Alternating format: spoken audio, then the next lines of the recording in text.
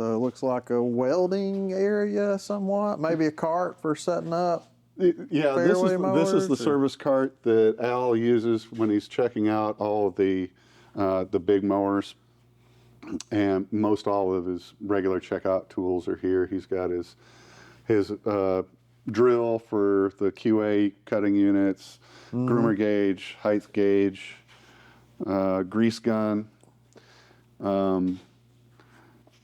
Everybody's got their own grease gun, and you know, a lot of guys try to focus on all the technical stuff, and they forget to pick up a grease gun. You know, you got to keep stuff lubricated. Within reason. We don't want grease all over the golf course. Well, right, yeah. Yeah, our welding and fabrication area, various offcuts of steel. We have a plasma cutter. That's my plasma cutter. That Miller was here when I got here. It's a workhorse. It does probably 80% of the or more of the welding jobs. And I picked up the TIG welder 2 years ago. Okay. And that little HTP is a sweet unit. Totally adjustable. You do aluminum, real light gauge metal work. Yeah, what was the main reason for getting TIG? Main reason actually was when I started developing my roller mounts. Perfect reason. Perfect that was a reason. Perfect reason in my book, for sure. I wound up doing a nifty project with it, and that's most of the offcuts of 11 gauge there. I fabricated a sand storage bin for the cart barn. Oh, yeah. And it's up on a stand, and they load the bagged dry sand into the bin, and then it has a dispenser valve on the bottom for filling the sand bottles. Ah, cool. So very cool. They're really happy with the way that turned out, and but just we do a little bit of everything. I've fabricated cable mounts for trenchers, for construction, fixed sod rollers, just a little bit of everything. Al actually fabricates, Alan Payne, one of my assistants here, uses the metal from these little sign stands, and it turns out that's the perfect material to use to make pine cone pickers. We take old wedge golf club shafts, cut the heads off, and he welds on 2 prongs on the end of those. I wish I had one sitting here to show you. I'll have to dig one up. But then the guy has one of those plastic landscape buckets on a rope that you just kind of drag along the ground and just flick the pine cones into the basket. Nice. And the handle is plenty light. You can use it for a long time. That's cool. And those little prongs on the end are great for catching the pine cones. That's sweet. And putting them in the baskets. So, very cool. The only thing about this, you know, this shop, like I said, was the original building on property, and it's been through a lot of iterations. It's 3,500 square feet, 50 by 70, but it used to be everything. The mechanics area was just a cage over in the corner, and was about 1/4 of the square feet. But you know, over the years, we added electric wherever we needed to and things like that. But we also have our mixed fuel stored right outside the door here. So whenever we're doing any welding, fabrication, grinding, anything, throwing sparks or making arcs or anything, that door gets shut. Okay. Because we want that separation between the fuel storage and our welding fabrication area. We've got our outlet for our welder here. We've got an extension cord there. We can pull our welders out into the aisle and work on anything big that comes around. We also have an extension on that power supply that goes over next to the other door. Okay, so you can go outside. So we can go outside, either bay door, and work on that. this old welding table, if you see the legs here, that thing's been around the block, and I don't know where it first started out, but Yeah. That's funny. I keep threatening to upgrade that old table because the top has got quite a roll to it. It's not exactly flat, but we all know where the flat spots are, and, and most of the stuff that we're working on, fortunately, the concrete floor right in front of the bench is actually pretty flat. Yeah. So a lot of things will get tacked together on the floor and then come back up onto the bench top. But that's good. And then we've got our jack stands, storage for our heavy jack stands and like that underneath, and the jig that I made for welding up the original roller mounts. Ah, okay. Yeah, I just started with a big piece of angle iron here. Nice. I love it.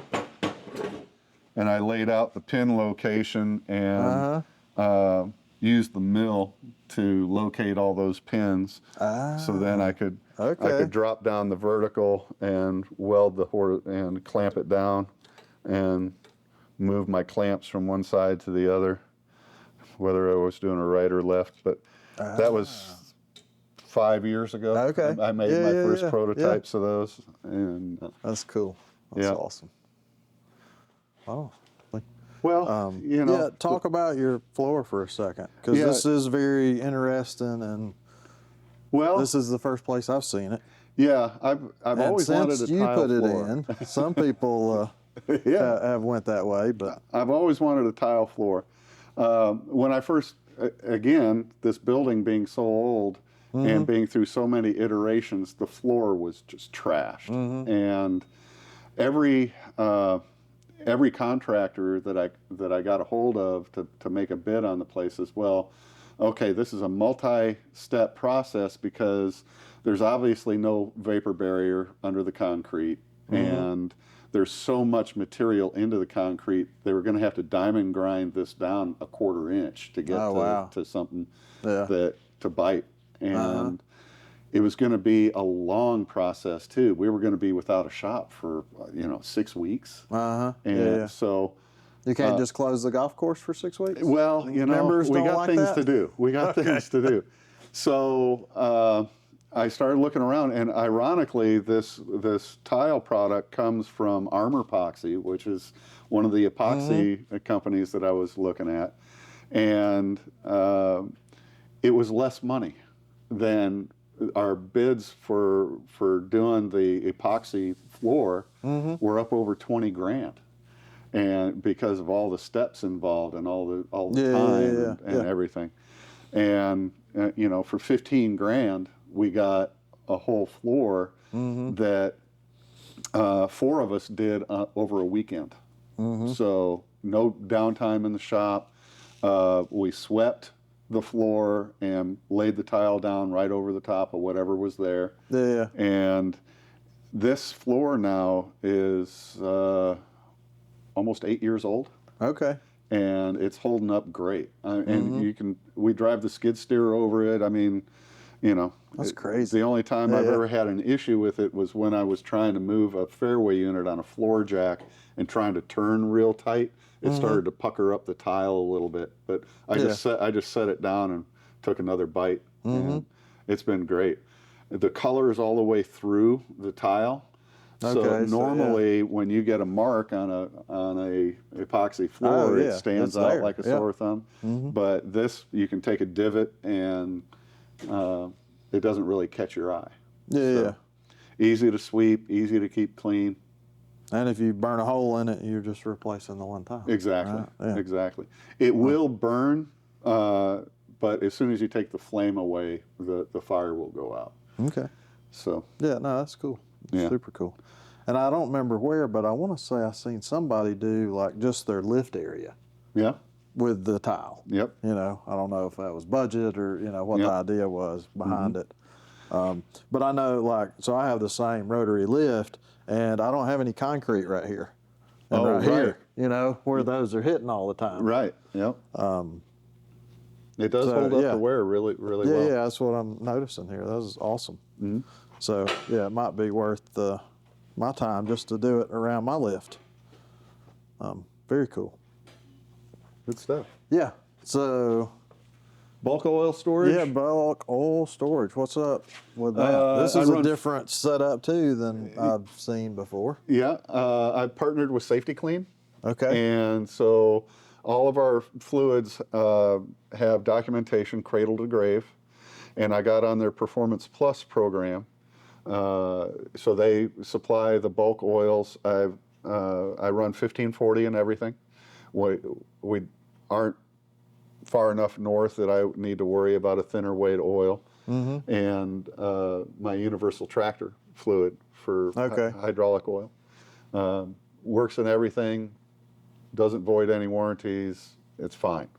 Right. Yeah. And the placement of these, it services both lifts. So you got the efficiency there.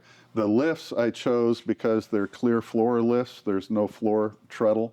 Mm-hmm. So you don't have any restriction as to where you can roll the drain underneath whatever equipment that you're using. And one of these roll-around drains has the fluid evacuator on it. Yeah, okay, yep. So this is a straight drain here, but that unit has the evacuator. And then Safety Clean also supplied the waste oil tank that's out back. Okay. And so you just charge it up with air, wheel it out back, open the valve, and it empties out into the waste oil tank. So yeah, that's awesome. Real easy to take care of. And we also have one of those big roll-around drains that we use for like tractor hydraulics, stuff that has a lot of volume to it. Yeah. Where we can just drain into that roll-around drain. It has an electric pump that then pumps out into the waste oil tank. We've got an electric supply out there that we plug into. Okay. Out next to the waste oil tank. No, that's super handy. Again, saving time and all that. Yeah. We used to have our oils in 55-gallon drums over there in a door, And so it was walking back and forth with buckets full of oil, and I've got almost enough. I'm making another trip over there, and I overfilled a little bit. What's the capacity? These have these are 135 gallon. Okay. So you can get 2 full 55s in there, no problem. But I buy it in bulk. These are great, these digital handles. Yeah. So I've got my checklist set up. It has the fill quantity on the checklist. It doesn't just say change oil, it says fill quantity, thus and such. Whenever we get a new piece of equipment in here, we'll figure out what brings us right up to the full line on the stick, and whatever that is on that handle, that's what I put on the checklist. So every time you just bang right to the number, and it's right on the full line every time. There's no walking back and I overfilled it, now I got to drain a little out or whatever. Right. So another big time saver there. No, that's awesome. Yep. Yeah, very, very good. And these are 50 foot, so you can actually reach right out the door here and top up the loader if you want to, or whatever, because we'll service the loader out in the aisle there, because we've got the high door clearance and all that. Yeah. No, that's good stuff. You can get a loader in the shop here, but you got to really be careful, lower the booms down. No, that's awesome. Jimmy Samples is my other assistant. He generally will work on this lift and actually use the same gauges that are on that cart. But he keeps his own lubricants and a spot for dirty rags. He's got that in there for his dirty rags and that. But this is basically the small riding unit and checkout area. And this lift is shorter than the red lift. The red lift has an extra 2 feet on it. The slope of the roof wouldn't allow for a tall lift here, but it turns out the way the roll bars are on our equipment, you can lift this lift all the way up, and the roll bar clears the top bar. Okay. No problem. Yeah. Anyway, I was in one shop and super low height, and they had cut a hole in the ceiling. And the roll bars were going up in the ceiling. No, yeah, it was in between rafters, you know, so Right. they put their lift in between the rafters. So anyway, that was good stuff. Yeah. But this has been a great addition to help with the efficiency here in the shop. Checkouts. We for years only had one lift, and Yeah, and the amount of time you spend switching from one to the other, and it never right. fails. You get a triplex you need to check, and the next thing's a fairway mower, and then you're doing back to a triplex, and Right. it's like, Yep. yep, So yeah, I get it. and Yeah, it's got enough. It's got enough adjustment in it that just anything that we're doing from a Pro Gator, you know, has a longer wheelbase to it, right, things yeah. like that. You can get just about anything on the lift. Yep. We got no problem picking up 4700s or whatever. Okay, So yeah, it's good stuff. yeah. So it looks like this is set up for sharpening rotary blades. Yep. That's its primary function? Yeah. Okay. Yeah. I can make just about anything on it, but I'm not a machinist. I'm a mechanic who knows a little bit of machine work. But there's a heck of a tool. I can take a 1/10 of an inch off in one pass, and so that's hogging some material there. yeah, and you can see this blade's about done. This is the last grind on this blade. I could just barely get there with the cutter, and that clamp screw's been dinged a few times, learning the limits. But again, a speed thing. You can get 2 sharpenings out of a blade, and then it's, you know, you're getting into the sail anyway. The sand's eating it up. So yeah, super handy tool to have, though. Definitely. And it has really come in handy where you got somebody, always a contractor, coming in saying, I broke this thing, or we've got this, you know, we need to cut a slot in this or whatever. You can do it. I've got a basic setup of tools and for drilling really accurate holes, hole locations and like that. It's got the digital readout that really helps with that. But yeah, most of the time it's set up for rotaries, and I've got my stack of blades to go through there, and we can just swap out. Again, for efficiency, we bring a mower in, put it up on the lift, grease the rollers, swap out the blades, and it's good to go in short order. And then get another stack to go through, and the blades that like this one that are about gone will then go on to the mowers. We use the rotary mowers to chop plugs on the fairways. Okay. We just drop them down, put junk blades on them. That's a good idea. And go macerate the blades or the cores, and it sandblasts your deck for you too. Yes, it does. We do the same thing, and that is one of the better ways to get rid of cores. Yeah. You know, so that's a good idea to repurpose those blades for sure. Yep. And a lathe too. Yep. Oh my. Yeah. Yeah, it gets used probably more often than the mill does. Yep. Really, for making little piece parts, shafts, bushings, spacers, whatever. And I actually machine my own eccentric bushings on it. You buy the 7/8 hex stock and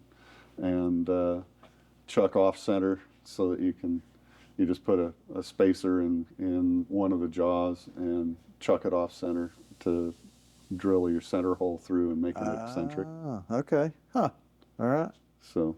Yeah, there's like you said, I'm not a machinist, but I inspire to learn more about machining. Yeah. Because there's just so many things you can do.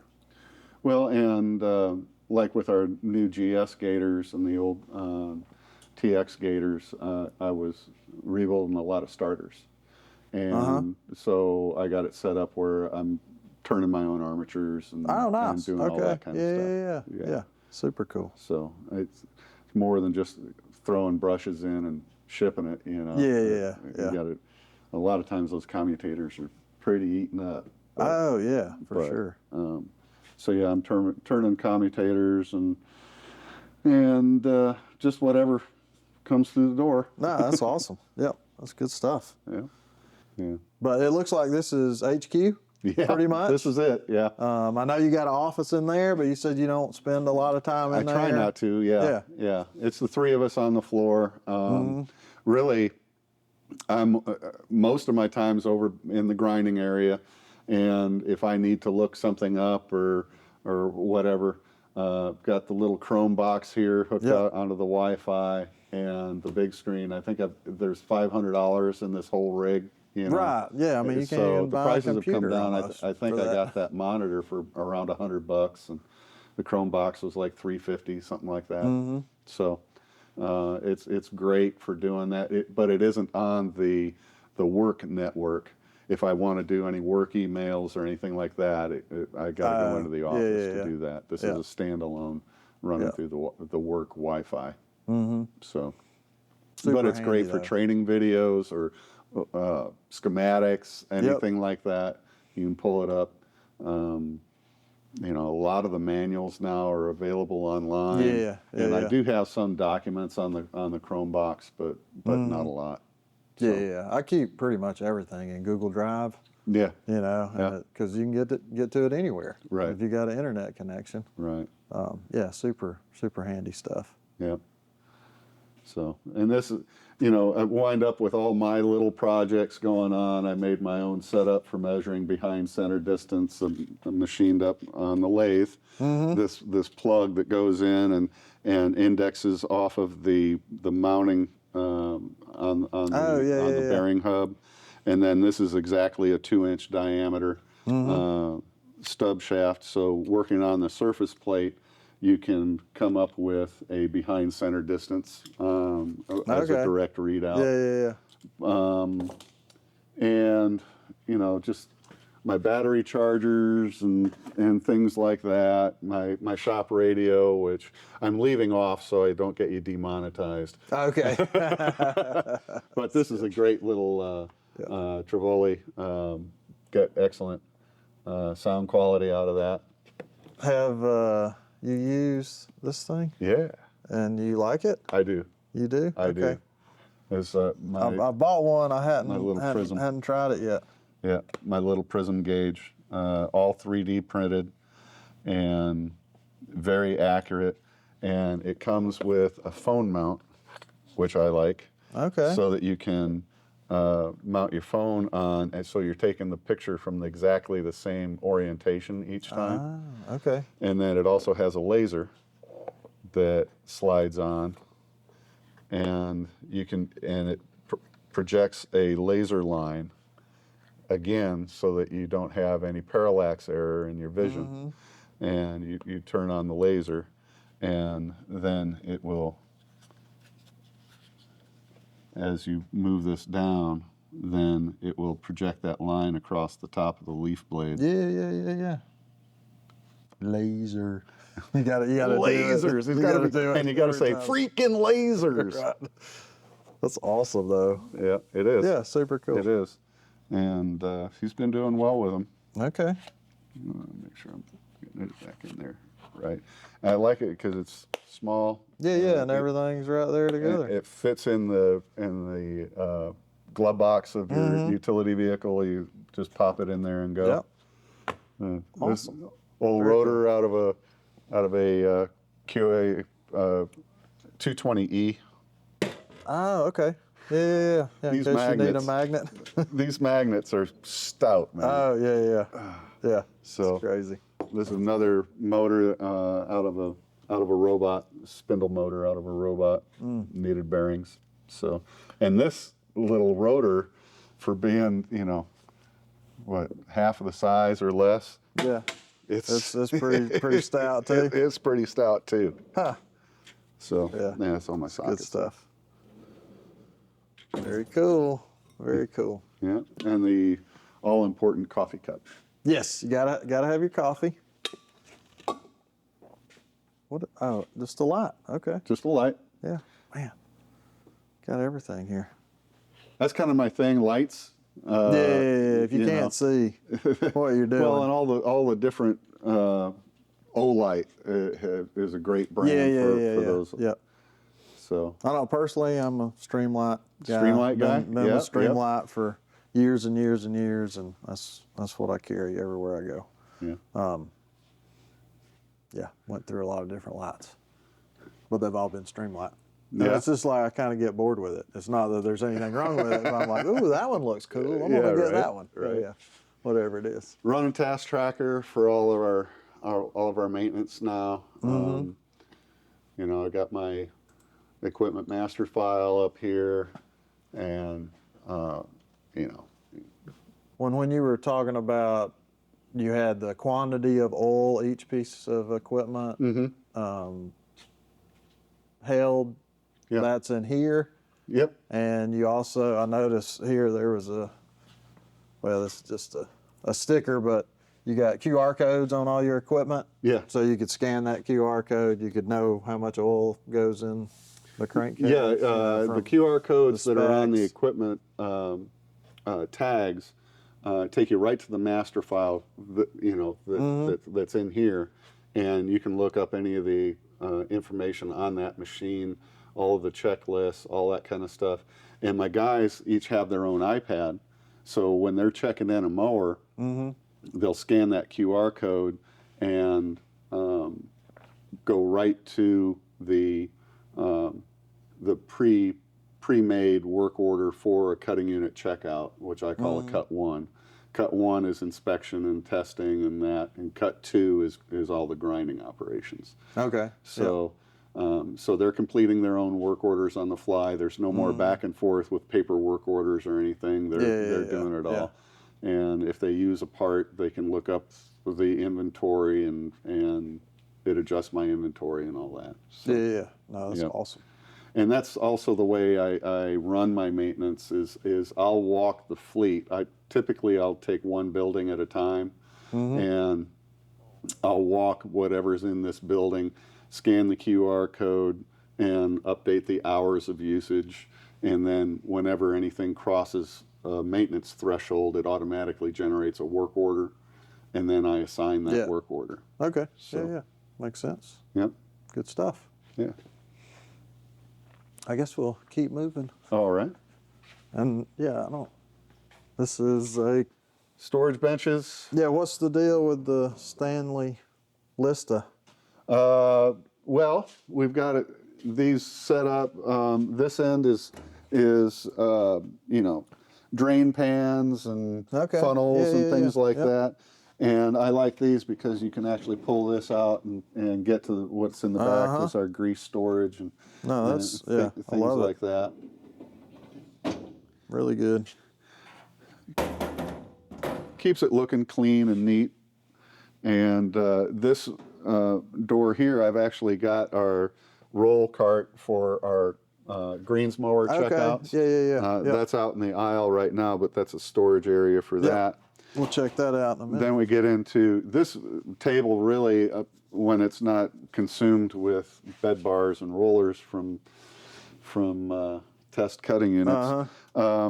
Small engine type stuff. Oh, nice. Is all right here. So we're servicing our small engine stuff, and then various parts and tools for that.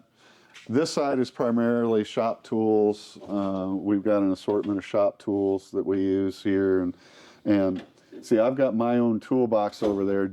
Jimmy has his toolbox. Al doesn't own a toolbox. He works all out of here. Yep. And if we have an intern or a new guy come in, I tell everybody, because I've had recently I had a new kid in here who was all gung ho.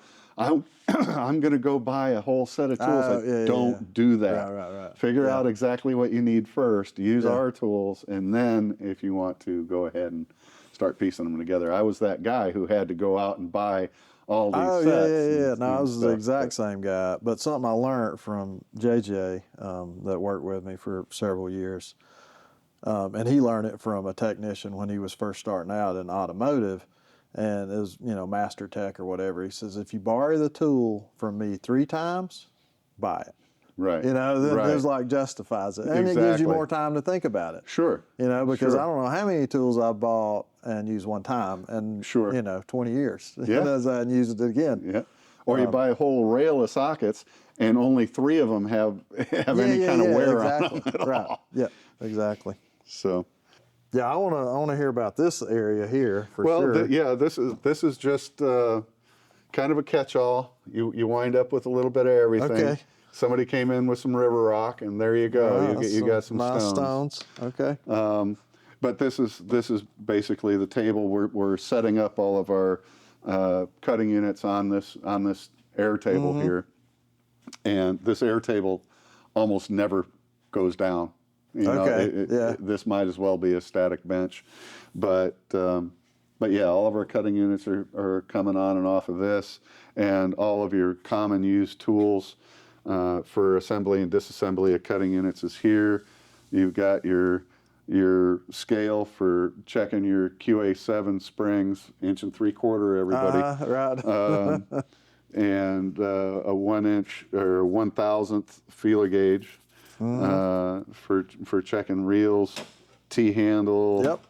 A couple of little pry bars, new high-speed ratchet, which is really great. Only assemble with a ratchet, never assemble with an impact. Okay. That's a rule here because the guys were actually mushrooming the ends of the pivot bolts.